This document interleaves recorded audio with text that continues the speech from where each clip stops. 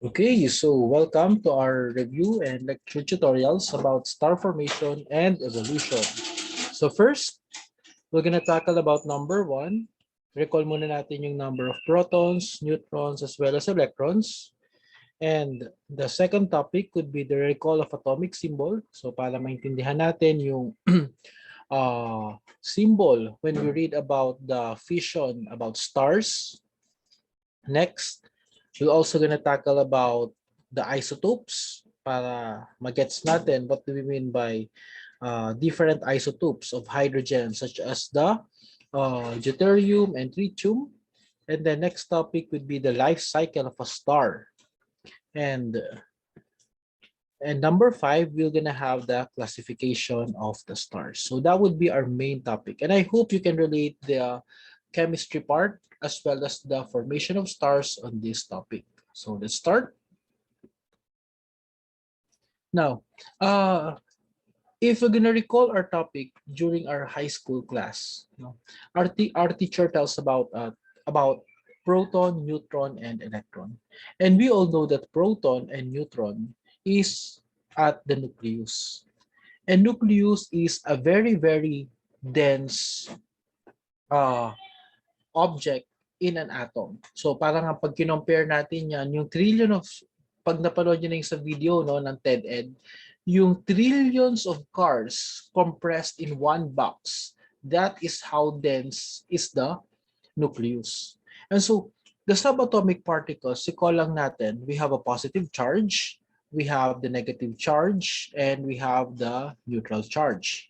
And so, positive charge is known as the protons, and it can be found in the nucleus, while neutrons are neutral charge and can also be found in the nucleus, and electrons are negatively charged, but it is outside the nucleus and it keeps on spinning in a very fast manner, and it behaves like a wave spin that surrounds around the nucleus. So meron tayong special topic para doon sa energy ng electron as well as the special topics for the proton and neutron. So makita natin yon from the list of videos that I created.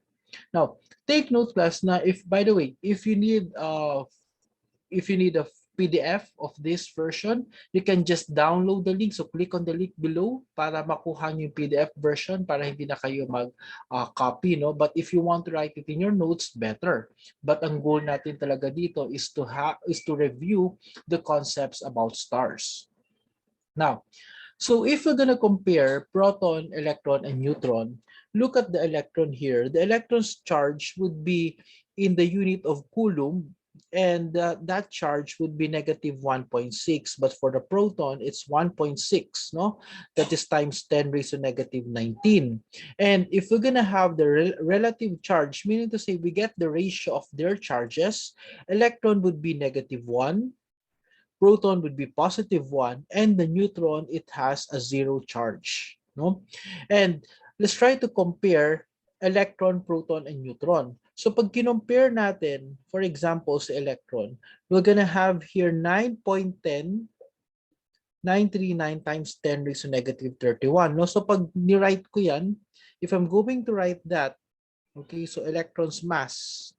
So if I'm gonna write that electron mass in kilogram, in a number representation, not in scientific notation, I will gonna write it as 0 and then followed by 30 zeros. So 1, 2, 3, 4, 5, 6, 7, 8, 9, 10, 11, 12, 13, 14, 15, 16, 17, 18, 19, 20, 21, 22, 23, 24, 25, 26, 27, 28, 29, 30, and 31. Okay? So this is the mass of an electron in terms of kilograms. Now, let's try to write the mass of proton in terms of kilograms. So, lagay natin yung proton o proton mass. And that is followed by 27 zeros. So, pag ginawa natin to, so that would be 1, 2, 3, 4, 5, 6, 7, 8, 9, 10, 11, 12, 13, 14, 15, 16, 17, 18, 19, 20, 21, 22, 23, 24, 25, 26, and then 27 for this one. No? So makita nyo dito that the proton's mass is heavier than the electron and it is around 2,000 times, no? So ibig sabihin, mas mabigat ng 2,000 times si proton as well as si electron, si proton as well as si neutron as compared with the electron. Or in other words, mas magaan si electron ng almost 2,000 times. No? And that is why if you're gonna compare here, the approximate mass of electron, proton, and neutron, so parang si mass daw natin, ang ratio niya is zeros for the electron as compared with the proton and neutron. But it doesn't mean na walang mass ang electron. Ang representation natin dyan for the ratio of electron to proton is zero. Ibig sabihin lang nun, parang negligible na yung mass ng electron. So let's try to have a sample exam questions that might help in your entrance exams. So which of these particles is negatively charged? And of course, we all know that the negatively charged would be letter B, electrons. Next, number 2. Which of these particles can be found in the nucleus of an atom? So again, ano ba yung makikita natin sa nucleus ng atom? That would be, based on the illustration, that would be proton and neutron. So our answer here would be letter D. And next, let's have number 3. Which of this is true about electrons? So the true about electrons, let's look at the letter A. The ratio of electron to proton mass is 1:1. I think this one is wrong because the ratio is 1:2,000. Tama ba, no? For every 1:2,000. So hindi pa rin siya tama, no? How about electrons are in neutral charge? No, electrons are negatively charged. So this one, we're going to make it wrong. Next, letter C, electrons can be found outside the nucleus. I think this one is correct. So number 3 is letter C, and letter D, electron mass to neutron ratio is 1:1. No. In fact, if you're going to see here, neutron is also 2,000 times heavier than the electron. Okay. So, let's try to recall the atomic symbol para mamaya pag binasa natin yung mga component ng stars, yung paano yung mga helium, hydrogen, at least magigets natin how do we communicate this atomic symbol. Now, if you try to look here, we have here the value of the symbol. So, like ganyan, nakalagay yung symbol. For example, we have here the carbon, and there's a number at the bottom part, and the number at the bottom part, that would be the atomic number. The atomic number, that is also known as the proton number. Okay? Proton number din siya. So pag sinabi nating proton number, yun yung amount of protons that can be found in an element. Okay? Now, we also have this symbol. We have here the mass number. And here, for the carbon, we have a mass number of 12. Now, what is a mass number? Pag sinabi natin class mass number, that is actually the proton number, proton or atomic number, plus the neutron number. Bakit natin hindi sinasama si electron? So there's like a special question here. Why do you think number of electrons are not written in the neutral atomic symbol? Now, ganito lang yung pinaka-reason natin. Kanina, nasabi ko na ang electron is like 2,000 times lesser in mass than the proton and neutron. So parang mas magaan siya ng 2,000 times. So parang ganito lang yung analogy niyan. For example, if I am 100 kilograms and I'm gonna weigh in, magtitimbang ako. Tapos, yung pagtimbang ko, magbubuhat ako or magdadala ako ng isang pirasong coupon band. Okay, now, sa tingin nyo ba, makaka-affect yung isang coupon band sa weight ko? Magbabago ba yung timbangan if I bring one piece of coupon band? So, sobrang gaan lang naman ng one coupon band for it to reflect on my mass. And that is why hindi natin sinasama si electron in order for us to get the mass. Hindi natin siya sinasama. Kasi nga, sobrang gaan lang naman ni electron. And that is why when we talk about mass number, we just get the proton plus neutron number. So, we usually have this topic during our high school class, and let's try to review the representation of the elements in the periodic table. So for example, we write the atomic symbol of the following elements showing the mass number and the proton number. So from here, we have the beryllium. Pag kinuha natin si beryllium, tingin lang tayo sa periodic table. So we have here the beryllium. So beryllium 4 and 9. Now take note that this one, the 4 here, is the atomic number. At ano ulit yung atomic number? Atomic number is also known as the proton number. And then this one is the mass number. So pag sinulat natin ngayon si beryllium, we have the atomic number and proton number. So we'll write here the Be. And then lagay natin si atomic or proton number sa baba. And then yung 9.012, round off natin into ones digit. And so we're gonna have here 9. Okay? So that would be the concept for beryllium. Now, let's talk about gold. Tignan natin ngayon si gold. If you're gonna look at the gold, we have here the AU. No?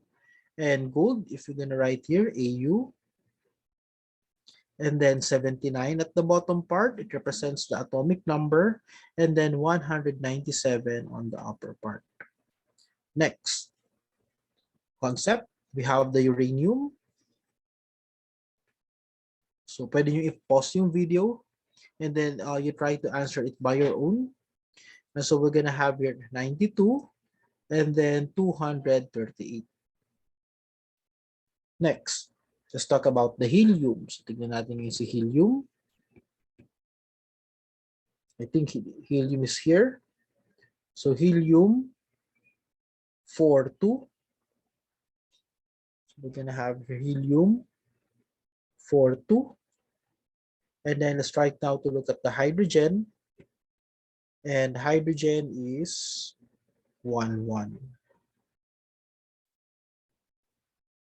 Now take note, for the hydrogen, there is one proton, and then the mass is 1. So meaning to say, yung ganito palang hydrogen, wala siyang neutron, no? Wala siyang neutron, right?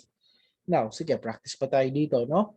This time, let's practice to determine the protons, electrons, and the neutrons. So tingnan natin dito, no? Again, protons here. This one will be the proton or atomic number. So this one is 20. And then electrons here is also 20, no? Kasi wala naman siyang charge. By the way, meron akong separate topic. Kapag gusto niyo may charge, meron akong separate topic discussion for that. So say for example here, pag ginawa natin, pag sabi ko may charge, ito yan, no? For example, we have calcium 4020 and there's 2 plus, no? Makikita nyo dito that the proton is 20 and electrons, since meron 2 positive, that would become 18 electrons. So babawasan natin ang dalawa. So I have a separate topic on this. Now, so ang tawag nyo dito is the charge. But right now, I'm talking about neutral atoms. So ibig sabihin, walang charge. Another one, so for example here, we have chlorine, 3517. And if we're gonna do the protons and electrons, protons here would be 17, and electrons here, pag nilagyan natin ng negative dito, electrons here would be 18, no? So that would be 17 plus 1. So this one will become 18.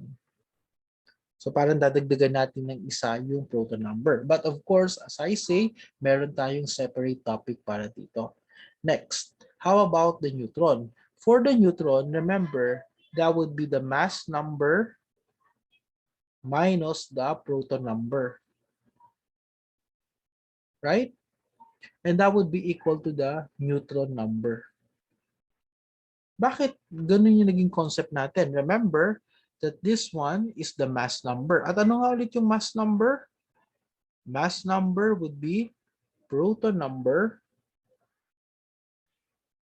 plus neutron number. So the neutrons here will become 40 minus 20, and that would become 20.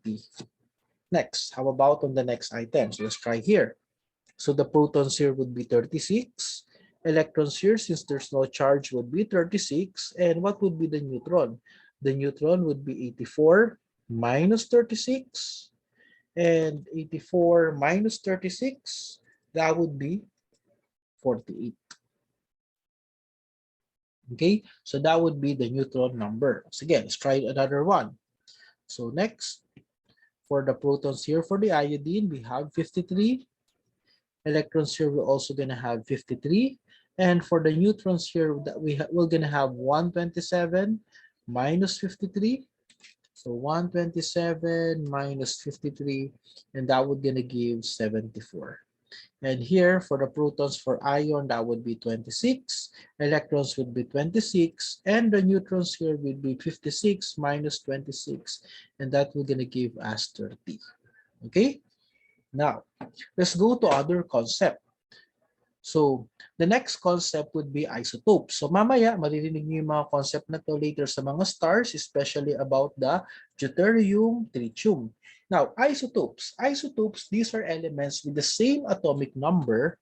Sabi natin, same atomic number.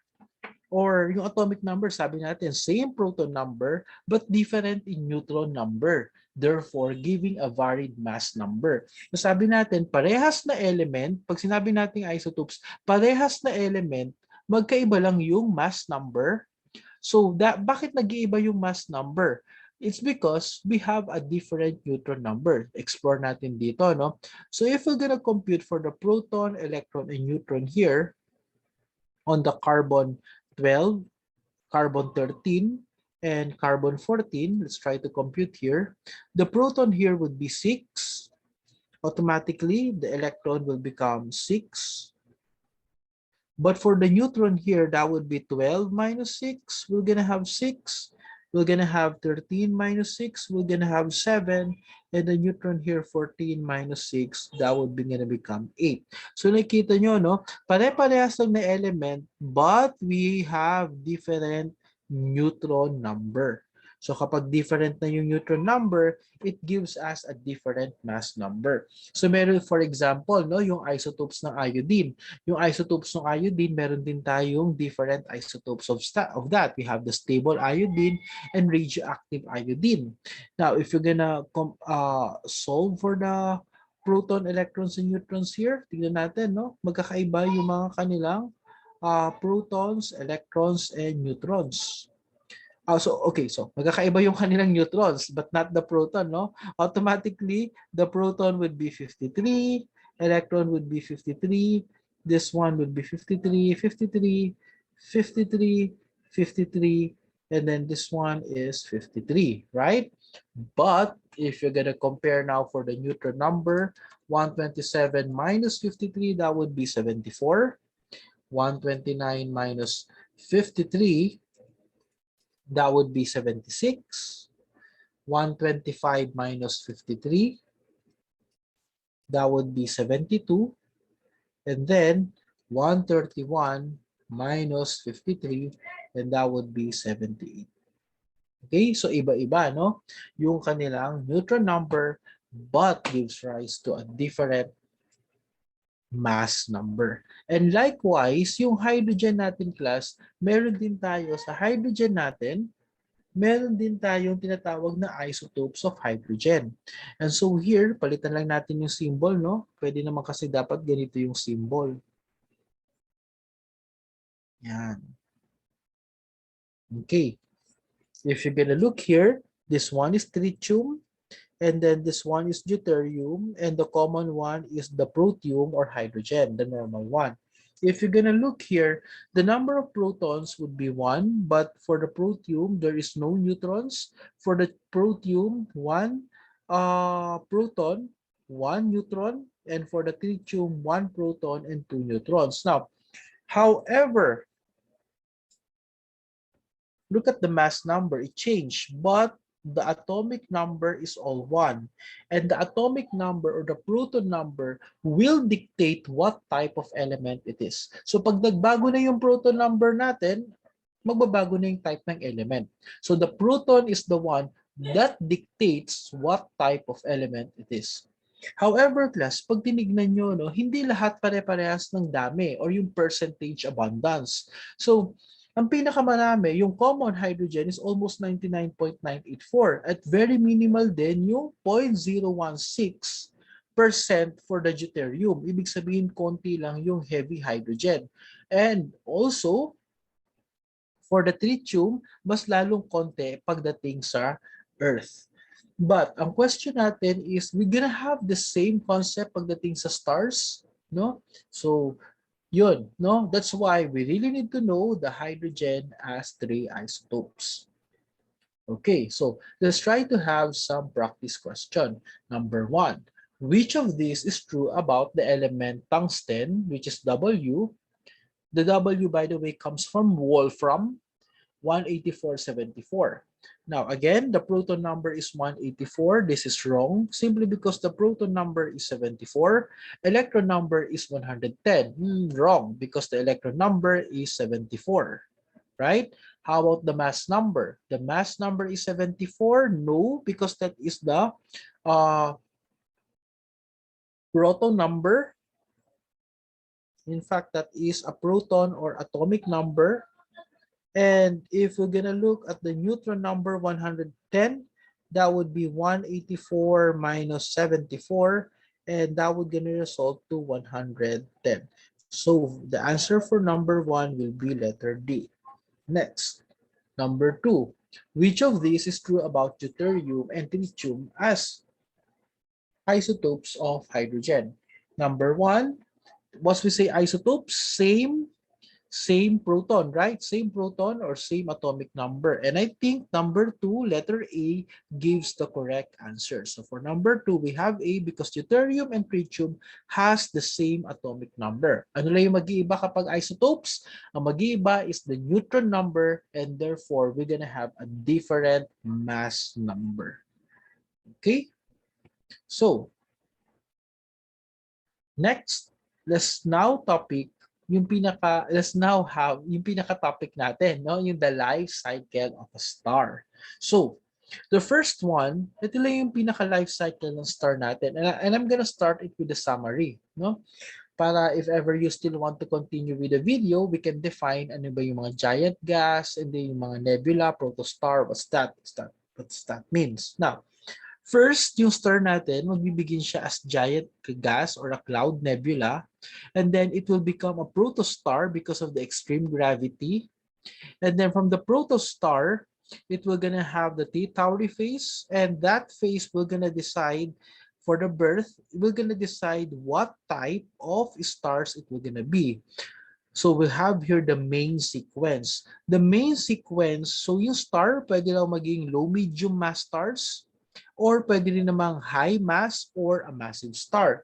And when it consumes all the hydrogen, naubos na yung hydrogen fuel, it will become a red giant. And for the low and medium stars, red giant.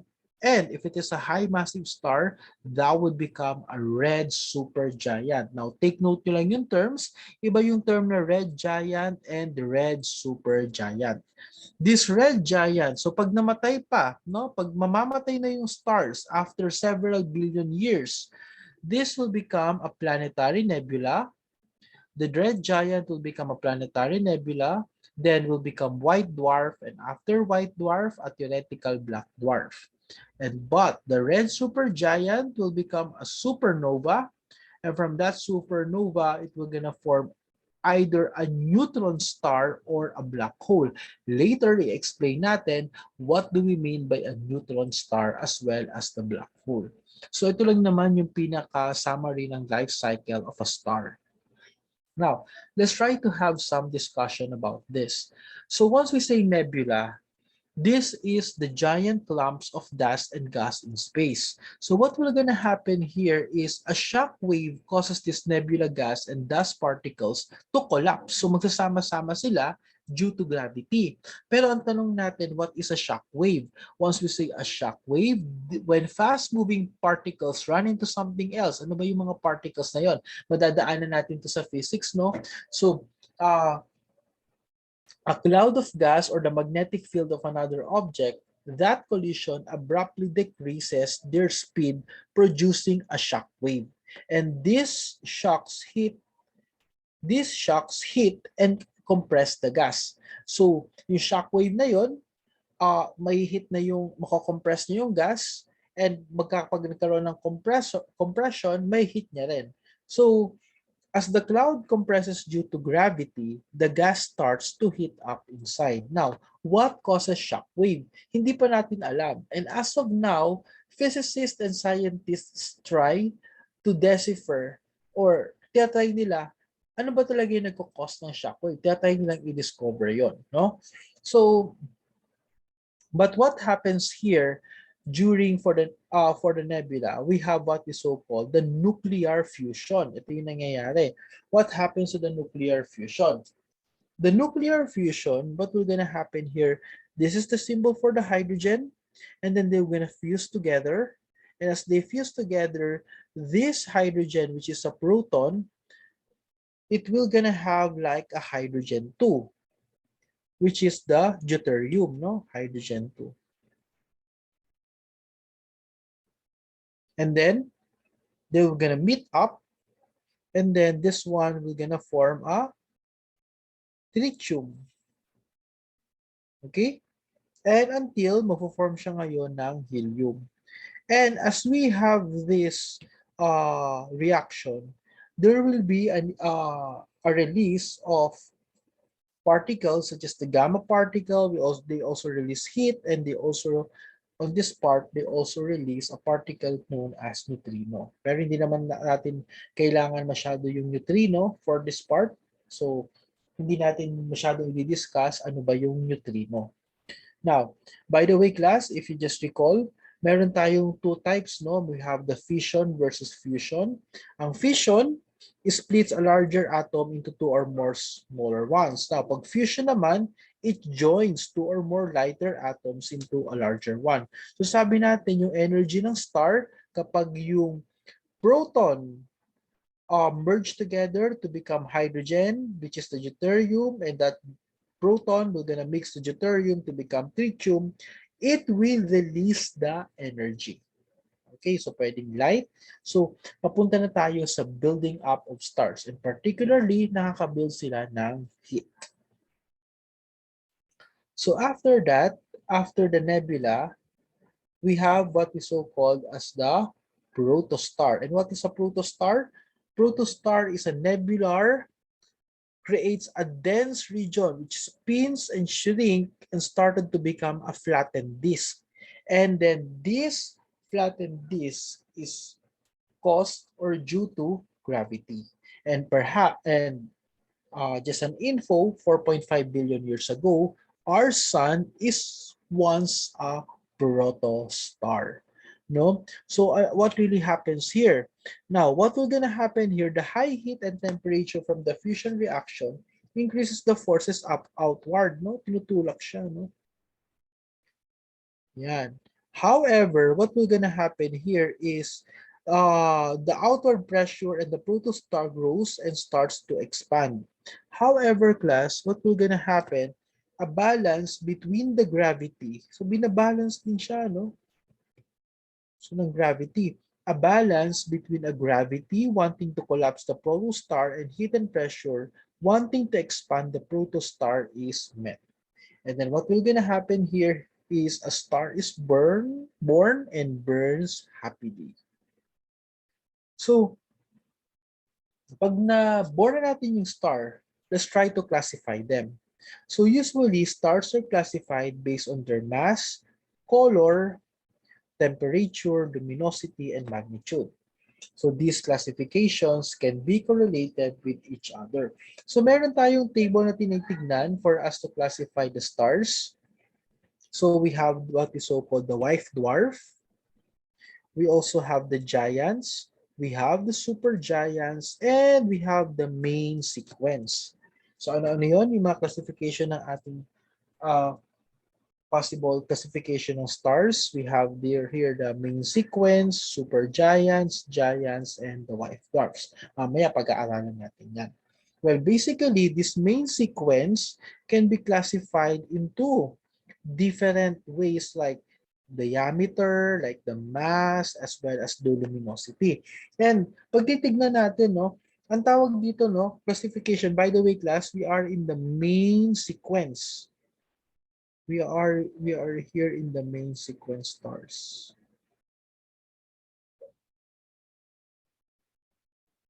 And let's try to look at their characteristics.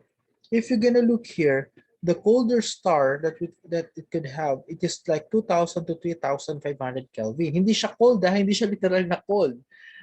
Colder lang siya as compared with the star, pero mainit pa rin yan. Imagine this 2,000 to 3,500 Kelvin. And look at here, we have the red, and we also have the apparent color orange red. Ano ba ito yung conventional color and the apparent color? So apparent color is ito talaga yung makikita mo sa Earth, and the conventional color, these are the one which you can see in the real colors, no? Ayan talaga yung mga real colors nila. And so, i-compare natin, no, yung temperature. As we have a higher temperature, meaning to say higher temperature, mapapansin nyo, it will gonna match with higher mass. It will gonna match with higher radius. Also, it will gonna have higher luminosity. Okay? But, tingnan nyo mangyayari dito, no? There is the decrease in percent abundance. So, kakaunti lang, no? Kakaunti lang. Especially yung blue. Look at this blue one. Mataas na yung temperature niya pero konti lang sila. Right? Now, also you can observe that whenever there's a decrease in temperature, there will be like decrease in mass and then decrease in luminous intensity. So there will be a decrease in luminosity. However, there is an increase in percent abundance. So why do you think na mas madami itong mga red, no? Mas madadami itong mga small stars, no? Kagaya itong mga red, orange red, bakit mas madami? Well, simply because this one, the smaller mass and lesser temperature, it maintains less fuel. Parang mas mababa yung fuel na kinakailangan na para mag-sustain. So that is why mas matagal tong mga to. Now, if I'm gonna compare this, i-compare nyo siya sa stove or sa kalan, no? Kapag binuksan natin yung kalan ng sobrang lakas, no? Sobrang lakas, what will gonna happen? More fire, more energy. Kapag more energy, ano mangyari kapag more energy? Mas mabilis mawala yung fuel, right? Mas mabilis mawala yung fuel. As compared with small mass. Pag small mass, halimbawa, mas mahina yung kalan. Siyempre, kapag mas mahina yung kalan, no? Pag mas mahina yung kalan, mas matagal siyang mamatay. Right? And so, as you can see here, lesser temperature will gonna give us lesser mass, and lesser mass will gonna produce greater percent abundance. Bakit greater percent abundance? Mas matagal mamatay yung stars. Kasi nga, lesser ang energy. Okay? So the main sequence stars, so pag sinabi nating main sequence stars, these are the stars that fuses hydrogen atoms to form helium atoms in their core. So pag tinignan natin yung pinaka-diagram natin, we have here the main sequence. Ito yung mga main sequence. No? So, ganito yan, no? Pag birth, ito yung siguro newborn to toddler, yun yung birth. Kapag main sequence, ito yung iniisip nyo pag nag-aaral na, no? Yan ang isa sa mga pinakamahabang part ng stars, main sequence. So for example, from preparatory hanggang college, that would be the main sequence. Yung old age, perhaps siguro ito yung old age, ito yung you are working already, no? Or you are in the age of 40, siguro 35 to 50, mga old age. And then the death and remnants, of course, is parang ito yung mga lolo't lola, no? Yung mga grandfather and grandmother, they are quite oldies. And so therefore, there will be a stage in the life cycle of a star. So kagaya na sabi ko, we have the main sequence, and if you're gonna look at the Hertzsprung-Russell diagram, this is the main sequence. So ibig sabihin, ito yung kakapanganak pa lang, no? Nagkakapanganak from from uh from this protostar. It will gonna enter in either low medium mass star and high massive star. Okay, so main sequence stars uses hydrogen atoms to form helium atoms in their cores. So ito yung sinasabi natin, no? We have here the first step for the production. How do we use hydrogen burning or proton to proton chain? So we have here the hydrogen fuses together. Okay, to become a deuterium, the hydrogen fuses together. That would become helium, and the helium fuses together. This will now become the helium-42. And this process is the longest stage in a stellar's life. Now, so what are the low and medium mass stars? Low and medium mass stars, if I'm gonna pinpoint that, these are the low and medium mass stars. So pag tinignan mo yan sa Hertzsprung-Russell diagram, these are the low and medium stars. Low and medium stars, low mass stars are smallest, coolest, and dimmest main sequence stars, and orange, red, or brown in color. Usually, these low mass stars use up their hydrogen fuel very slowly, and therefore, consistently, they have longer lives. One good example for that would be a red dwarf. No? So red dwarf, this is the most common main sequence stars, and there are 1/10 as the size of a mass of our sun. So having a small mass, it burns very slowly and has an estimated lifetime of 100 billion years. Kasi nga matagal, no? Mas maliit yung star, mas matagal because they need lesser energy. Now, how about this one? The high massive. So if we have low and medium mass stars, we also high and massive stars. So ito siya, no? Ito na tayo, no? High and massive stars. We are now on this portion, the high and massive stars. High mass stars are very luminous. They are very luminous and short-lived. They forge heavy elements in their cores. So nag-form na tayo ng mga mas heavier elements, no? Pag sinabi natin heavier elements, usually like iron, iron pataas, no? Mas matataas na yung mga na-form or na-fuse na mga proton and electron. So apart from hydrogen and helium, most of the elements in the universe, including those comprising Earth and everything in it, came from these stars. No? So again, paano ba nagkakaroon ng hydrogen ng energy or yung init sa stars? We have this hydrogen burning proton chain.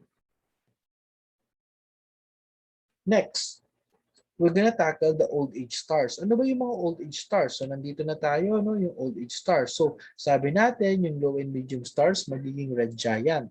And then yung high mass or massive stars, it will become a super giant.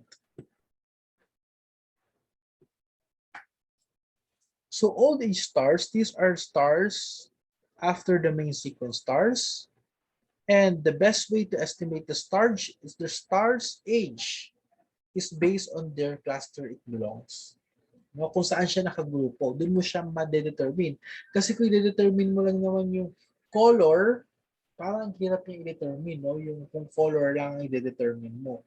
Because it will not gonna tell about the age of the star. So usually, para makita natin yung mga old age stars, we usually look at the cluster it belongs. So meron tayong kasi tawag na red giant and the red supergiant. Yung red giant, these are coming from the low and medium mass stars that mature from main sequence stars. Okay? So same process as the star uses up its hydrogen, it fuses helium atom together into heavier atoms such as carbon.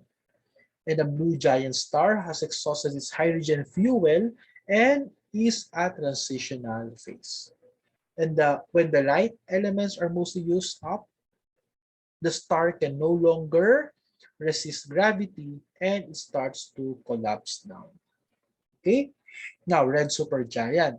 Pag sa red supergiant naman, if you're gonna look here, red supergiants, these are the red supergiant under old age.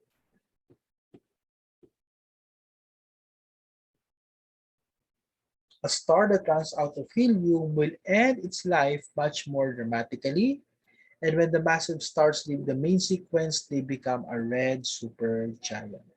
Unlike a red giant, when the helium in a red giant is gone, still fusion continues, and lighter atoms fuse into heavier atoms up to iron atoms. And creating elements heavier than iron through fusion uses more energy than produced, so stars do not ordinarily form any heavier elements. Okay, may separate discussion pa tayo about that in physics about the fusion regarding the red supergiant. Now, next, how about the after one? So, punta ngayon tayo dito sa the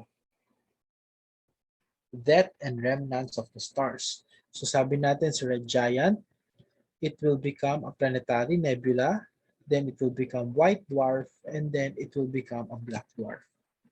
And then si red supergiant, it will become supernova, and that supernova can be divided into a neutron star and a black hole. Now, let's try to discuss.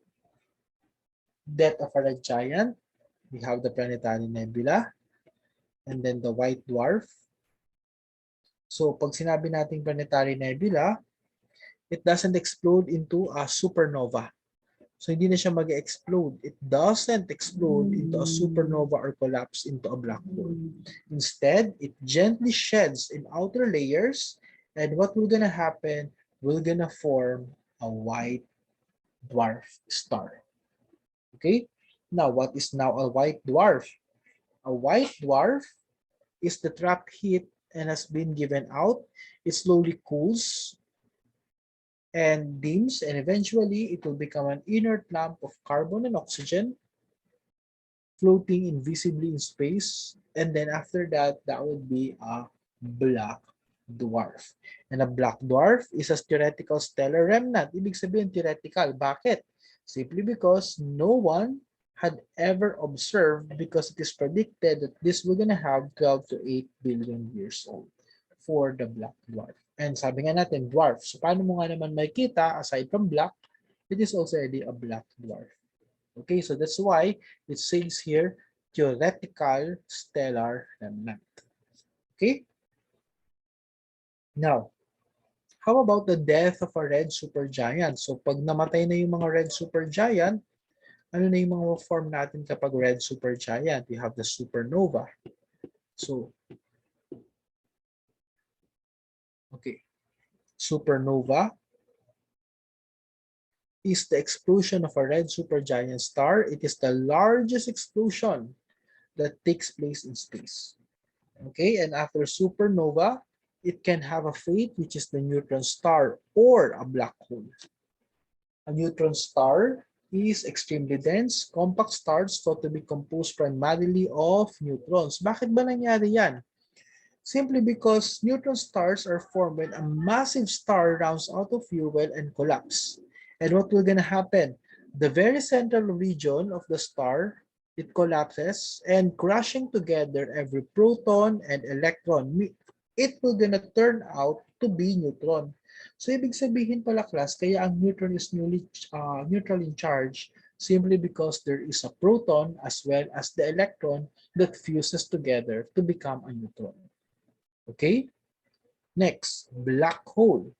So a black hole is a place in space where gravity pulls so much that even light cannot get out. And so ano lang naman no, mamimili yung supernova if it will become a neutron star or a black hole. So I have here the summary. Okay, so the low to average mass star will gonna form a white dwarf. The large mass star will gonna form a neutron star, and a very large mass star will gonna form a black hole. So aside from mass, are there any factors if supernova will become black hole or neutron stars? Meron pa ba tayong concept doon? As of now, pinag-aaralan siya, no?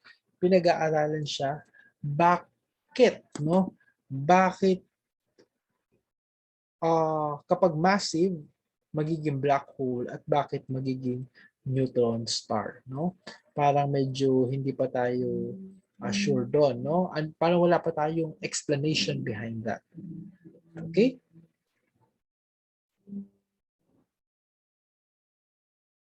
Next.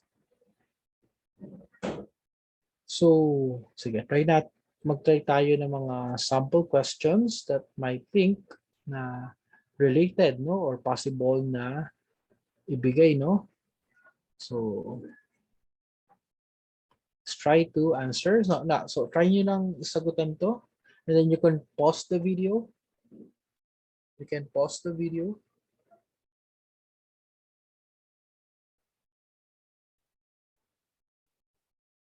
Okay, so number 1.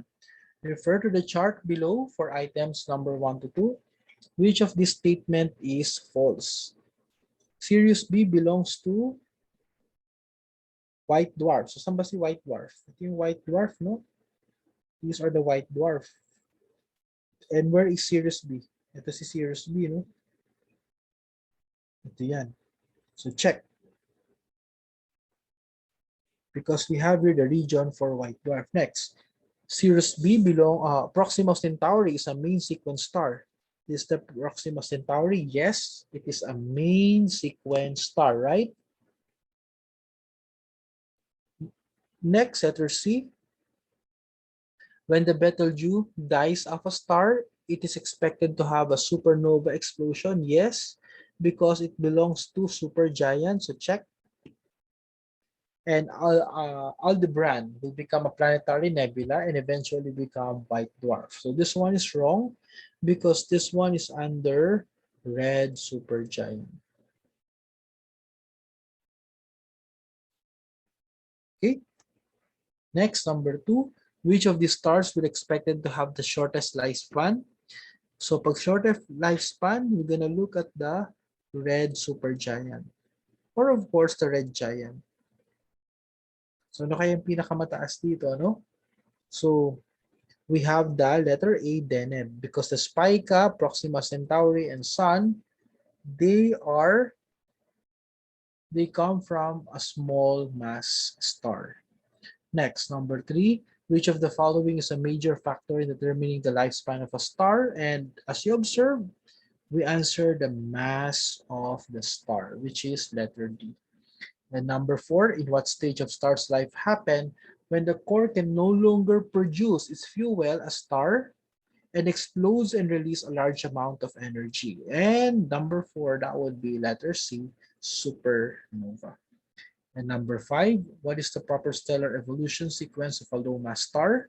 So again, protostar, tama. Main sequence, tama. Red giant, white dwarf, and then white dwarf, red giant. So from here, mauuna muna si red giant bago maging white dwarf. So number 5 would be letter A. Okay? And so that would be all for the discussion. So again, yung link ng PDF nito nasa baba lang.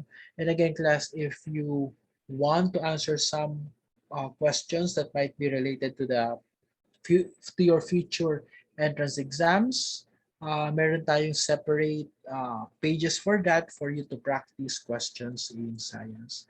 So thank you very much. And I hope you learned something about the formation and basically classification of the stars.